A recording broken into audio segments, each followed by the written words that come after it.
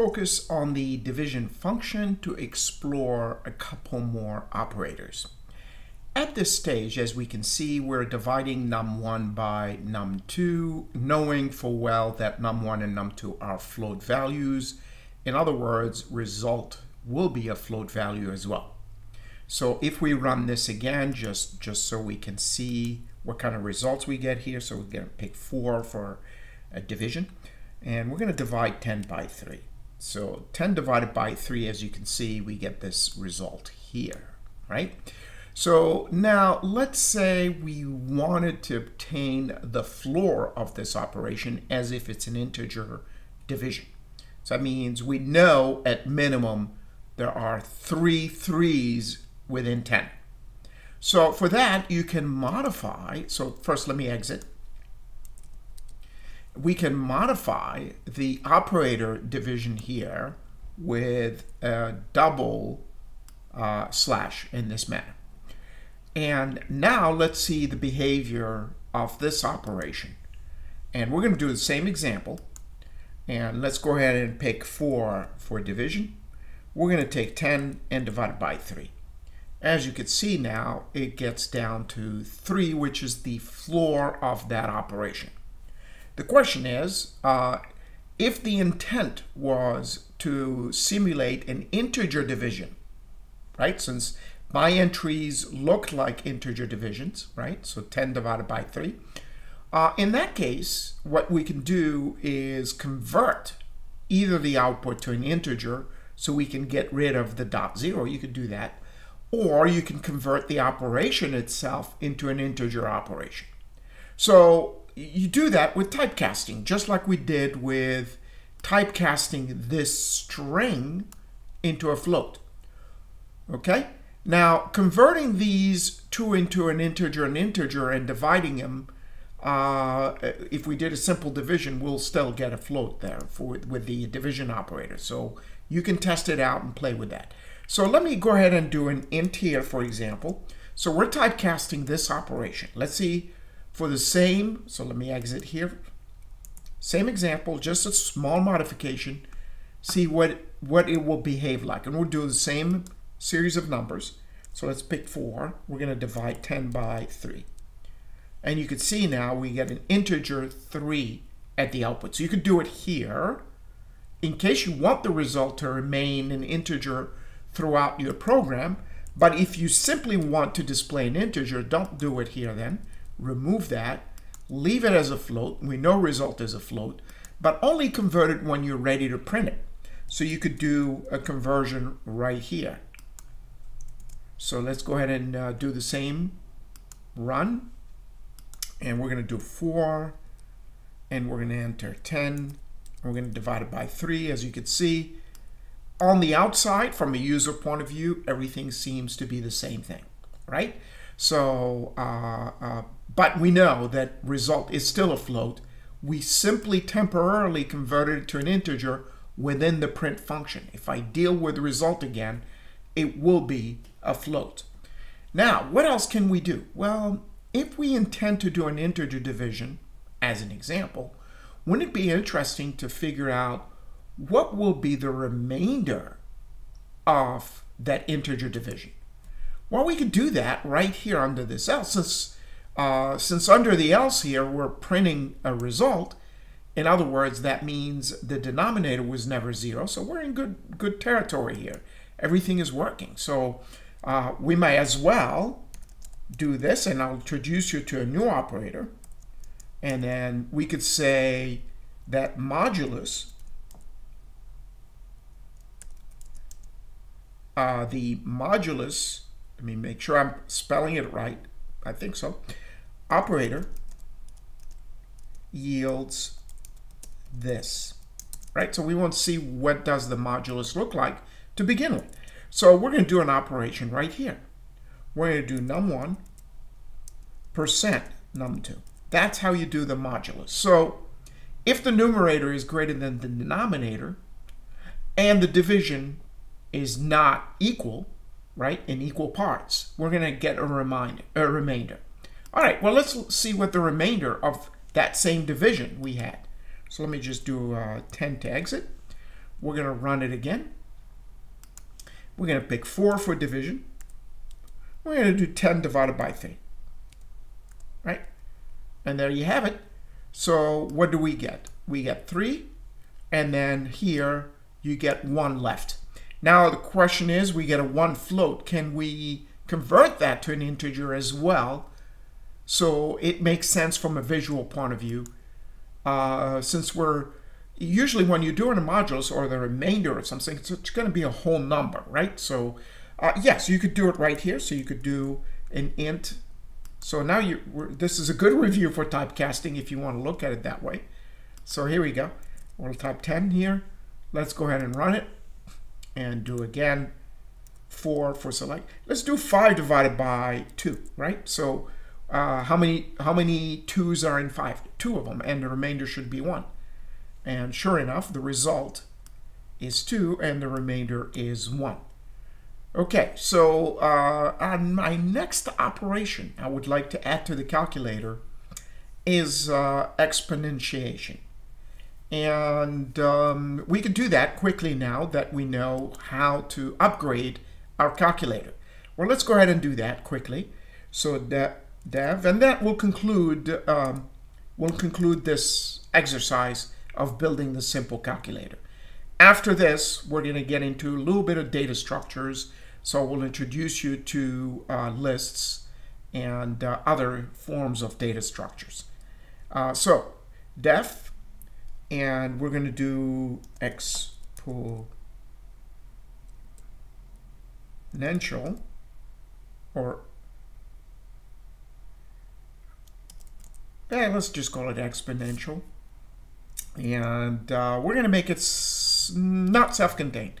We're going to, for the sake of the example, we're going to ask for the actual number and what we're trying to raise it to, right? So, and we'll return a value. So maybe num and exp, the exponent that we want to raise it to. And the way to do it is we're going to see the double asterisk, which we've seen before, and we're going to return basically num double asterisk, and this is without using the function pow that's defined in the math module. So we're doing it straight using this operator, right? So exp, right? So, and let's see here, and that's what we're returning. Excellent. So let's go ahead and add number 5 here. So print 5 exponentiation. All right, so as an operation. And let me make sure, it's a long word, so I have to make sure I spell it correctly. Okay, that looks fine. All right, so where do we insert it in the main program? Remember, we had a series of nested if statements. We had something to deal with option 1, something to deal with option 2, and 3, and 4. So now we're ready for option 5. Except we have to be careful.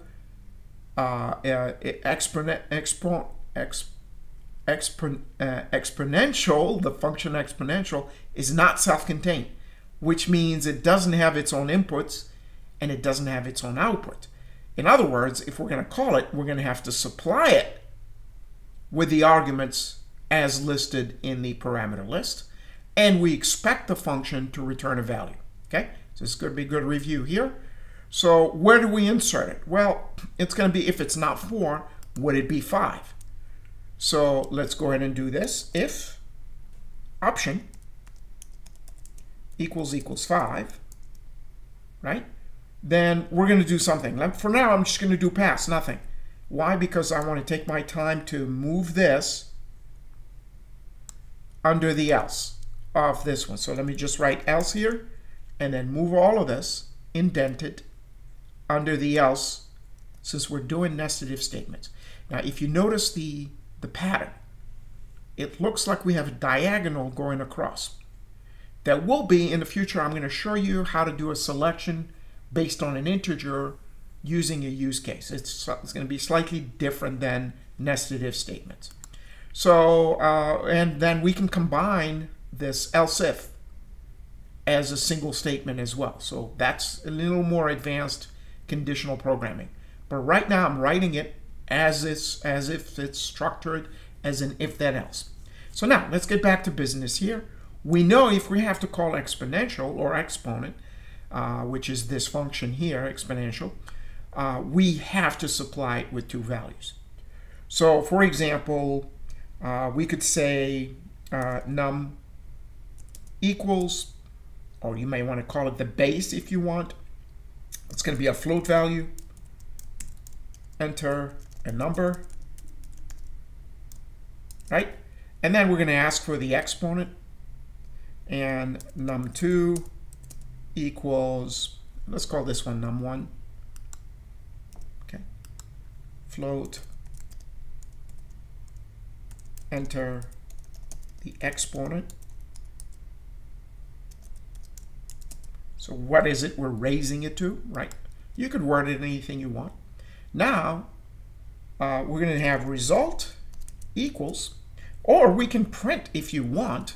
We could call from within, so print result equals. We can call the function from within print. Now, we didn't do that last time. For example, for the subtraction, we called the subtraction, stored it in result, and then displayed result. If you want to have a little more compact way of doing things, or you really don't need result to be used somewhere else, right, after calling this function, since the function returns a value, you might as well, and that value will be in this an argument to print. So you might as well call the function here. So let's go ahead and call exponential and supply it with num1 and num2 in that order. Now let's see how that works. Let me see, the program was running at that time. So let's go ahead and run this program. And this time we're going to pick 5. So we have a little problem. Let's see here. Enter a number. Let's see here. It tells could not convert string to float. So we have an issue with, and that is line, let's see here. Okay, I see the problem. Okay, so what happened is we didn't do an input function, which is good, right? So my coffee was a little weak. So what do we do? Input. So let me just, input, right? And then make sure you do this, right? So this is good. So when you see an error, read it, and it will tell you what the issue is. Here you go. Much better now, right? Just like we did before. So you need to have a string first and then convert it to float, not the other way around, right? So here we go. Let's go ahead and run this. And let's go ahead and pick 5. And let's raise 2 to 2. And there you have it. 2 raised to 2 is 4. Let's run it again. Let's pick 5. And let's do 2 to the 4th this time. And there you get it. 2 to the 4th is 16. Now, if you want the result to look more like multiplication, if you want the result to look more like an integer, then you can convert this also to an integer. So you could say something like this, int, right? So typecasting can come in really handy to lessen confusion in terms of the results. So let me go ahead and do it 10 first, and then run it again. We're going to do the same thing. So we're going to pick 5, and we're going to use 2 again, and we're going to raise it to 4. And you can see here now I get exactly 16 instead of 16.0. So for most users, that would make a lot of sense, okay? So in case you wanted to do that. All right, so I will see you again for the next lesson, where I'm going to start introducing you to data structures in Python. I will see you then.